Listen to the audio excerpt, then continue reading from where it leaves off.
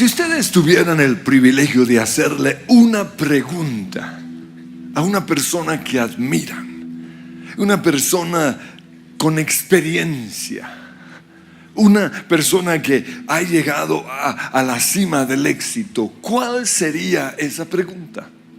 Porque hace unas semanas tuvimos ese privilegio. Un grupo reducido de personas estuvimos al frente de dos personalidades. Y una persona en medio de este grupo le hizo esta pregunta a uno de esos hombres: ¿qué consejo le daría a un joven que quiere servir a Dios? Y recuerdo que todos estábamos ahí a la expectativa por oír cuál iba a ser su respuesta, como esto es lo que necesitamos. Y él dijo: los jóvenes piensan en ser grandes predicadores, en escribir libros que tengan éxito, en ser cantantes reconocidos, en tener ministerios internacionales, construir iglesias espectaculares. Pero el mejor consejo que puedo darles es: vivan la vida de un cristiano. Y cuando él dijo eso, yo pensé, solo eso. O sea, yo me fui hasta Londres para oír eso. Pero es que esa frase es bien profunda. Y es quizás la necesidad más grande del cristiano hoy. Vivan la vida de un cristiano. Luego él dijo, en una ocasión me preguntaron qué pensaba yo acerca de un hombre que en ese momento era quizás la persona más conocida a nivel mundial, un gran predicador, había escrito una cantidad de libros, tenía un ministerio de televisión visto por multitudes, su iglesia era espectacular. Pero en un programa de televisión, esos programas investigativos mostraron que había mentido, con el propósito de motivar a la gente a dar ofrendas. Dijo lo que algunos considerarían una mentirita. Y a partir de ese momento todo se derrumbó. Fíjense que no fue lo que muchos llamarían un pecado grande, fue una mentira. Y a partir de ese momento la gente se le fue de la iglesia. Tuvo que bajar, quitar su programa de la televisión. Su matrimonio se acabó. Su hogar se desmoronó. Entonces, cuando a él le preguntaron qué pensaba acerca de ese hombre, su respuesta fue la siguiente: su vida no estaba balanceada. No había un balance entre sus logros y su carácter. Es que muchos, gracias a la unción que Dios les ha dado, a su favor, quizás a sus dones, en cuestiones de éxito, están aquí arriba, pero su carácter está aquí abajo. Y es necesario hacer un balance. Si es necesario, hay que bajar de ese lugar de protagonismo y subir el carácter. Por eso la pregunta es esta: ¿tenemos lo que se necesita para no desmoronarnos ante el éxito? La Biblia dice que el sabio construyó su casa sobre la roca, sobre algo sólido. Tenemos nosotros el carácter que va a sostener la influencia, la fama, el poder, la unción que Dios nos ha dado o que nos va a dar. Porque no hay nada más triste que leer las biografías de los grandes siervos de Dios que terminaron mal. No se trata de llegar a la cima, sino de no caer cuando estemos allí. Yo siempre he dicho lo siguiente, que el éxito de un cristiano es como el paracaidismo. Lo más importante no es el inicio, sino el final. Si un paracaidista cae mal, se muere. No importa que haya hecho la cantidad impresionante de movimientos en el aire. Lo importante es saber terminar. Y lo mismo sucede con el ministerio. Por eso Pablo, en 1 Timoteo capítulo 3, dijo: si alguno aspira a ocupar el cargo de anciano. Y luego yo pongo en mis propias palabras, es decir, de líder de la iglesia, de predicador, de maestro, de músico, salmista, profeta, escritor en la iglesia, desea una posición honorable, está animándolos a que anhelen eso. Pero, y luego da una cantidad de requisitos que debe cumplir aquel que quiere ser parte del ministerio. Dice: un anciano debe ser un hombre o una mujer que lleve una vida intachable. Debe serle fiel a su esposa. Debe tener control propio. Debe vivir sabiamente y tener una buena reputación, un buen nombre. Y Pablo sigue mencionando una cantidad de cosas que como cristianos debemos vivir. Por eso, vivan la vida de un cristiano. Esto tiene que ver con las disciplinas del cristiano, lo básico, el ABC del cristiano, el ahora qué número 2. Y ahí cuando presentamos diferentes cosas que debe tener el cristiano, como leer la Biblia todos los días, orar, lo llamamos disciplinas. ¿Por qué? Porque la palabra disciplina viene de discípulo.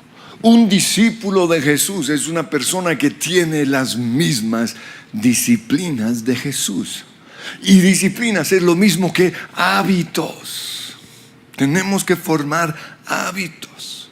Un hábito es un patrón de comportamiento que se convierte en una acción involuntaria. Entonces, si yo quiero tener, digamos, el hábito de tocar el piano bien, yo tengo que ensayar ciertos patrones una y otra vez hasta que salga de manera innata. En este momento estoy trabajando con mi hijo en mejorar nuestra letra, que sea entendible. Y para lograr eso, ¿qué hay que hacer? Planas. ¿Para qué? Para que se vuelva una acción involuntaria. Entonces hay hábitos buenos, como lavarse los dientes, es un buen hábito. Como tomar agua, hacer ejercicios, despertarnos y acostarnos a la misma hora, sonreír, saludar. Todos estos son hábitos buenos. Pero también encontramos hábitos malos, como sacarse los mocos en Transmilenio. Malo. Como no lavarse las manos después de ir al baño. Malo. O sea, cuando yo voy al aeropuerto y entro a un baño de 10 personas, 9 sacan su cosita y luego no se lavan las manos. ¡Guácale! Uno piensa como: aléjese de mí. ¡Ay, hermano Andrés! ¡No! Mal hábito. Entonces yo pienso, de 10 personas o 10 hombres en la iglesia, 9 no se lavan las manos. ¡Qué cochinos! El hábito de criticar, el hábito de hablar mal, de quejarse, el cigarrillo, las drogas, las apuestas, son hábitos malos. Y un hábito se vuelve un vicio cuando perdemos el control. Pablo dijo en 1 Corintios 6:12: todas las cosas me son lícitas, pero yo no me dejaré dominar de nada. Entonces, cuando uno tiene un mal hábito, es muy difícil dejarlo y comenzar y formar uno bueno. Por esa razón, el mejor tiempo para formar hábitos buenos es la niñez. Pero como no lo hicimos, ahora nos toca dejar los malos hábitos y formar buenos hábitos. ¿Y cómo lo hacemos? Pues de eso se trata precisamente el ayuno. En Isaías el Señor claramente nos dice, 58:6, que el ayuno no es aguantar hambre. Muchos no lo entendieron y aguantan hambre. No. Él dice, el ayuno verdadero es romper las cadenas de injusticia. Isaías 58:6. Desatar las correas del yugo, poner en libertad a los oprimidos y romper toda atadura. El ayuno verdadero es cambiar los malos hábitos. Y el ayuno más conocido es el de 21 días de Daniel. ¿Por qué 21 días? Porque los conocedores dicen que es el tiempo ideal para dejar un hábito malo, viejo, y formar uno nuevo. 21 días es un tiempo medible, es una meta alcanzable. Si usted deja de fumar 21 días, usted ya sabe que puede. Si usted deja de comer en las noches 21 días, usted ya sabe que puede. Pero para esto hay unas palabras que debemos tener en cuenta. La primera es reemplazar. Cuando voy a dejar un mal hábito, tengo que reemplazarlo por uno nuevo. Si usted va a dejar el hábito de las maquinitas o de los juegos de computador, usted tiene que reemplazarlo por hacer deporte, por aprender a tocar la guitarra. Tiene que reemplazarlo. También hay que trabajar con un solo hábito a la vez. Otra palabra es secuencia, ¿no? Las planas son secuencias. Ensayar un instrumento es una secuencia. Entonces, la secuencia debe ser algo que se hace siempre el mismo día y a la misma hora. Si no hay secuencia, no sirve. Entonces, la mejor secuencia es todos los días, a la misma hora. Otra cosa que debemos tener presente es que hay que darle una razón a la mente para que no se rinda, porque la mente siempre va a querer rendirse. La mente va a decir cosas como: no me quiero levantar, no he bajado nada de peso, esto no sirve para nada. Entonces, de manera inmediata hay que decirle a esa mente: si no te levantas, te vas a parecer como un marrano, o eres mediocre. Hay que ofender a esa mente. Y lo otro, hay que quitar toda fuente de tentación. Si lo que me tienta es el televisor o el internet durante 21 días, tengo que desconectarlo totalmente. Si lo que me tienta es ver a otra gente comer, tengo que alejarme de esa gente 21 días para lograr la victoria. Y lo otro es que hay que rendirle cuentas a alguien. Y si no hay una persona, a un papel. Escriban lo que están haciendo esos 21 días. Entonces, teniendo esto presente, vamos a ver la frase de este gran hombre de Dios: vivan la vida de un cristiano. Un cristiano vive la vida que vivió Jesús. Pablo dijo en 1 Corintios 11:1: ustedes deberían imitarme a mí, así como yo imito a Cristo. Entonces, lo primero, un cristiano ora todos los días. Lo que nos enseñaron en la escuela dominical, ¿recuerdan? Lee tu Biblia y ora cada día. Ora cada día, ora cada día. Todo el tiempo nos lo cantaban. ¿Por qué? Porque el cristiano debe leer la Biblia y orar todos los días. Y no quiero profundizar en este tema hoy. Simplemente quiero decirles que orar es hablar con Dios. Así de fácil. Para los que no me entienden, orar es chatear con Dios. Entonces, así como usted puede chatear con sus amigas y con sus amigos horas, haga lo mismo. ¿Qué le dice usted a sus amigos mientras chatea? Dígaselo a Dios. Exprésele su amor. Dígale lo rico que fue su día. Dele gracias. Es simplemente hablar con Dios. Pero ¿cómo podemos volver la oración un hábito? Pues aquí viene la palabra, secuencia. Debe ser una rutina diaria a la misma hora y en el mismo lugar. Y el mejor ejemplo es Jesús, Marcos 1:35. Muy de madrugada, cuando todavía estaba oscuro, Jesús se levantó. Él tenía ya una hora establecida. En mi caso personal, yo todos los días me levanto a la misma hora, aunque no quiero. ¿Por qué? Porque ya hay una rutina. Mi esposa dice, pero hoy es festivo, duerma más. No puedo. Estoy ahí aburrido en la cama, esperando que me suene el despertador. ¿Por qué? Porque ya formé el hábito, al igual que Jesús. Pero miren lo interesante, Jesús muy de madrugada se levantó. Si usted no sale de la cama, no lo va a lograr. Salió de la casa, una acción, y se fue a un lugar.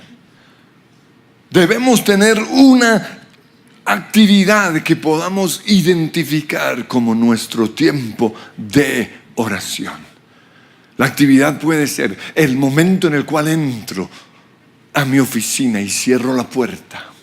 El momento en que tomo café a solas, ese es mi tiempo. Lo que yo hacía antes era cada vez que iba a sacar el perro, sabía que ese era mi tiempo de oración.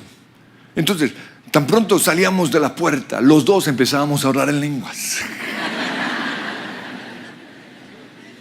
Luego fue mientras trotaba, pero por mi columna no pude seguir haciéndolo. Entonces ahora siempre que me subo a la bicicleta, y es algo que hago todos los días, a un domingo sin falta. ¿Por qué? Porque así como mi cuerpo necesita el ejercicio físico, mi mente, mi espíritu, mi ser necesita hablar con Dios. También para orar tengo que aprender a hacerlo. Jesús dijo, no pudieron orar ni siquiera una hora. Un cristiano debe poder orar a solas una hora. Si usted no puede hacerlo, venga a la oración. Pero no repita como una cotorra lo que el atolondrado del frente está diciendo. No. Lo único que nosotros hacemos es motivar su oración, poner el espíritu. Si no puede venir, conéctese por la emisora o por internet.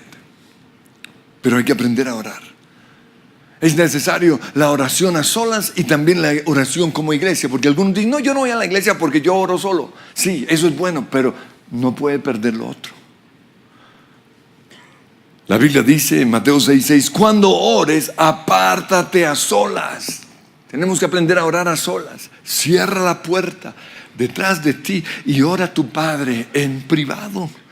Pero en Hechos 1:14 dice, todos se reunían y estaban constantemente unidos en oración. En Hechos vemos que había un día de oración, un tiempo de oración. No, más bien, todos los días había una hora.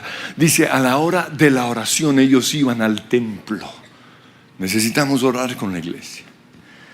En segundo lugar, un cristiano habla vida.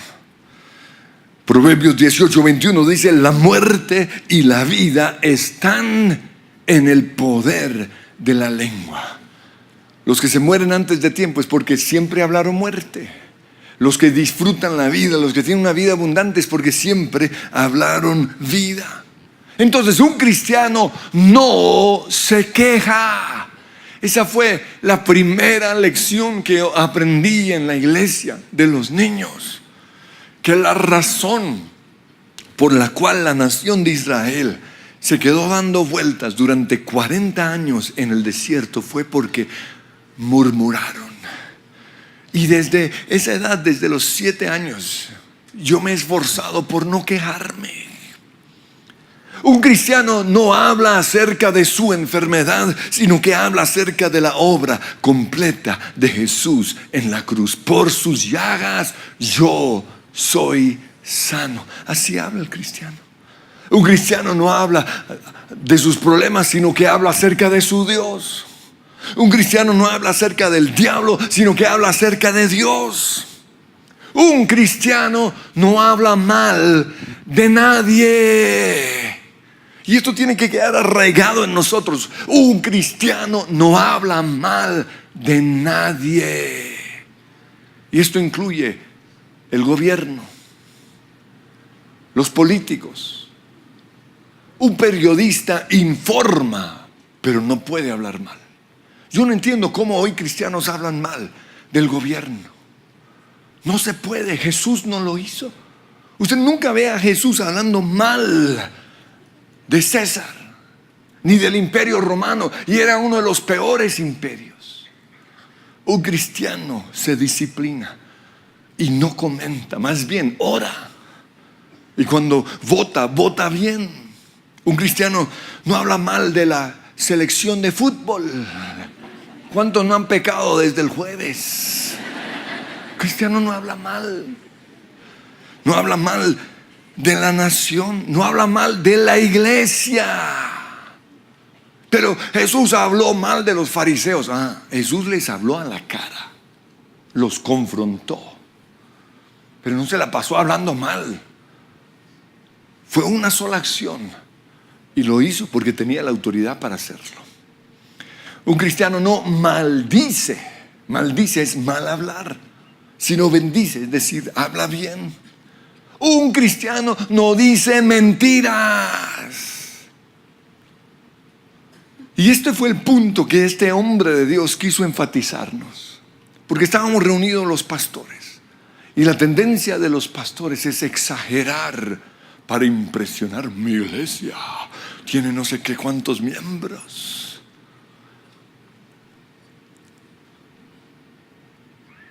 Lo ilustro de la siguiente manera.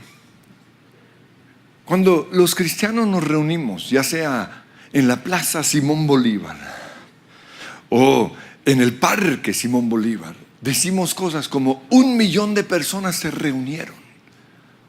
Y frases como esas llevaron a especialistas de la universidad a medir exactamente cuánta gente cabe en esos lugares. Y esto salió en el periódico hace unos años. Y sabía que la respuesta fue impresionante. En la plaza no caben sino 46,000 personas. ¿Cómo le meten los cristianos 1 millón? No sé. Y en el parque no caben sino 80,000. El problema cuando un cristiano exagera es que pierde credibilidad. Y si yo no tengo credibilidad en mis palabras, no tengo autoridad. La gente oía a Jesús porque hablaba la verdad.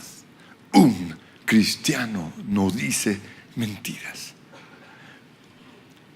Entonces esto tiene que ver con el segundo punto, y es que un cristiano habla vida. En tercer lugar, un cristiano lee la Biblia todos los días. Lee tu Biblia y ora cada día. Entonces, ¿qué puedo yo hacer para formar ese hábito de leer la Biblia todos los días? Pues comparto algunas cosas de mi vida personal. Yo trataba de hacerlo y no podía. Trataba de leer la Biblia en un año y fallaba. Hasta que finalmente dije, no más. Y escribí detrás de un calendario que tenía en mi cuarto: no desayuno sino hasta que lea la Biblia. Por eso me adelgacé tanto. No es cierto. Ese fue el voto que yo tuve que realizar. ¿Por qué? porque jamás enfrento el día sin desayunar. Es mi plato favorito. Y logré la disciplina. 3 o 4 años leía la Biblia de pasta a pasta cada año gracias a ese pacto. Pero también hay que tener un lugar asignado. Hay que tener un objetivo y cumplirlo. No, mi objetivo ya no es leer la Biblia en un año, ya mi objetivo es 2 a 3 capítulos todos los días. O simplemente 20 minutos. Algo que pueda ser realizable. Pero cuando nosotros mostramos nuestro deseo, Dios interviene. Y lo ilustro con lo que me pasó cuando fui a estudiar a Estados Unidos. Yo ya tenía la disciplina de orar 1 hora todos los días. Pero cuando llegué allá, ese frío me dio como pereza. Y las 2 primeras semanas no lo hice, no salía a caminar, a orar. Pero Dios, ¿qué hizo? Cuando comenzó a llegar todos los estudiantes, como 700 vivían en ese edificio de 10 pisos, acabaron el agua caliente. Yo me fui a bañar a las 7 de la mañana y eso estaba frío. Me tocó buscar la hora en donde estaba caliente, y la única hora en donde el agua todavía estaba caliente era las 5:30. Yo me imagino a Dios riéndose de mí, que no iba a orar. Porque ¿qué hacía yo después de las 6? Pues tocaba orar. 6 a 7 oré. En cuarto lugar, un cristiano nunca falta a la iglesia. En mi casa faltar a la iglesia era pecado. Esa no era una opción. ¿Por qué? Porque Dios nos dio 6 días para nosotros y pidió que le diéramos un día a Él. Lo que pasa es que hoy ese cuento de que a partir de la cruz todos los días son del Señor ha hecho que muchos folclóricamente falten a la iglesia. O sea, si todos los días son del Señor, venga a la iglesia todos los días. Eso hicieron los cristianos en el libro de Hechos. Por alguna razón, Dios estableció 6 días para trabajar y 1 para descansar. Su intención fue que no existiese excusa alguna para faltar a la iglesia. O sea, ¿qué marido falta a la casa? No, mija, hoy no voy. Se me presentó algo en el trabajo. La mujer lo mata. Pues Dios es como una mujer. Dice en Hebreos 10:25, no dejemos de congregarnos. Simplemente el consejo es este: vivan la vida de un cristiano. En mi tiempo solo había una opción de reunión. Ustedes tienen 8 diferentes opciones. Y además tenemos el internet. Pero el internet no puede reemplazar la venida a la iglesia. Porque hay cosas que por internet no se pueden hacer. Entonces, el internet, la opción de ver la reunión por internet es una excepción, pero no puede ser la regla. Y es simplemente por motivo de salud o porque estamos viajando. Pero aún así, debemos llegar a esa reunión por internet a tiempo. Tenemos que cantar en voz alta. Tenemos que dar nuestra ofrenda. Tenemos que tomar apuntes del mensaje. Nosotros venimos a la iglesia como una manera de mostrarle al mundo que Dios es el centro de nuestra vida. Dios no es una parte, que si tengo tiempo, no. Dios es el centro. El primer día de la semana se lo damos a Él. También Dios habita en medio de la iglesia. Él dijo, o Jesús dijo en Mateo 18:19, donde se reúnen 2 o 3 en mi nombre, yo estoy allí. En Hechos 2:42 vemos lo que hacía la iglesia. En su principio dice, todos los creyentes, dice todos, se dedicaban a las enseñanzas, a la comunión, a participar en las comidas y a la oración. Y hubo un temor reverente sobre todos ellos, y Dios hacía milagros y señales en la iglesia. Y todos se reunían en un mismo lugar, adoraban juntos, se reunían en casa, los grupos de conexión. Todo el tiempo se la pasaban alabando a Dios, dice el versículo 47. Y el Señor agregaba a esa comunidad cristiana los que iban a ser salvos. Es el lugar donde se reúnen los cristianos, pero es tan impactante que los de afuera anhelan ir a ese lugar. Por eso la iglesia es idea de Dios. Nosotros necesitamos de otros cristianos, porque si no tenemos a nadie, estamos solos, y un cristiano solo se quiebra fácilmente. En cambio, si tenemos a una cantidad de cristianos, por más feos que sean, no se aguanta, miren, no se rompe. Y eso es lo que dice el Señor en Eclesiastés 4:9. Es mejor ser dos que uno, porque ambos pueden ayudarse mutuamente a lograr el éxito, a permanecer en la fe. Si uno cae, el otro puede darle la mano. Pero el que cae y está solo, ese sí que está en problemas. Alguien que está solo puede ser atacado y vencido. Pero si son dos, se ponen de espalda con espalda, y vencen. Y luego termina diciendo: mejor son aún todavía tres, porque cordón de tres dobleces no se rompe fácilmente. En quinto lugar, vive la vida de un cristiano significa sea guiado por el Espíritu Santo. Gálatas 5:16. Dejen que el Espíritu Santo los guíe en la vida, porque entonces no se dejarán llevar por los impulsos de la carne, de la naturaleza pecaminosa. Porque la carne desea hacer el mal. Sean guiados por el Espíritu Santo. Finalmente, un cristiano es luz. Y aquí otra canción de mi niñez: mi pequeñita luz, la dejaré brillar. Mi pequeñita luz, la dejaré brillar. Brillará, brillará. Y eso fue lo que dijo Jesús. Mateo 5:14. Ustedes son la luz del mundo. Dejen que su pequeñita luz, que sus buenas acciones brillen. Vivan como hijos de luz. Sean cristianos. Y yo sé que no somos salvos por las obras, pero son nuestras obras las que hablan de Jesús.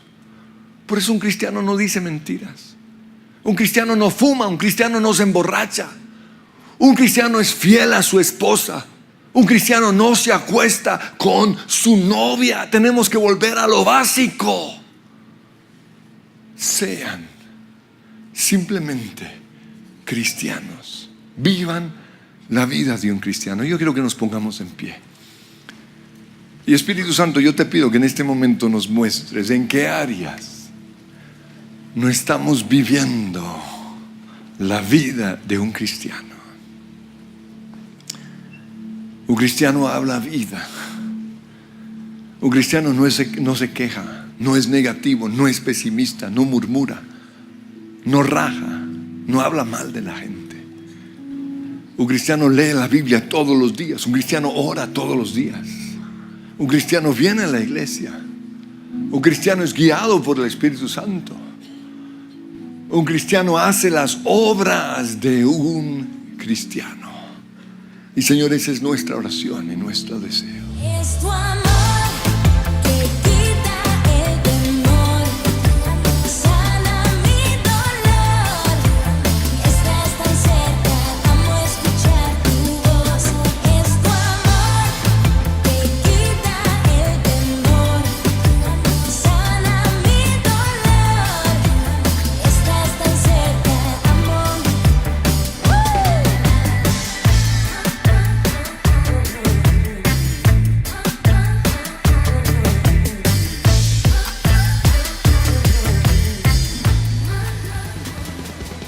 Si les gustó este video, pueden suscribirse al canal de El Lugar de Su Presencia en YouTube. De esa manera gozará de todos nuestros beneficios.